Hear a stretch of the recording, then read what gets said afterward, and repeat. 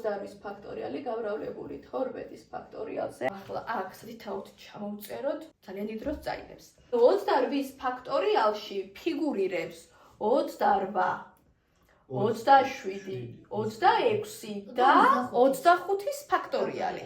ამიტომ მე პირდაპირ 25-ის ფაქტორიალს დავწერ, რომ ამდენი დაწერა თავიდან ავირიდო. შემდეგ რომ 25-ის ფაქტორიალთან შევკვეცო. ვაგრძელებ 12-ის ფაქტორიალს დავტოვებ, იმიტომ რომ აქ მაქვს 15-ის ფაქტორიალი, რომელშიც 12-ის ფაქტორიალი ფიგურირებს. ქვევით მაქვს 25-ის ფაქტორიალი, 15-ის ფაქტორიალი არის 15 გამრავლებული 14-ზე, გამრავლებული 13-ზე და 12-ის ფაქტორიალი. ხო და ესენი ესე მარტივად შეიკვეცება. მაღლა 9. 9 და 5.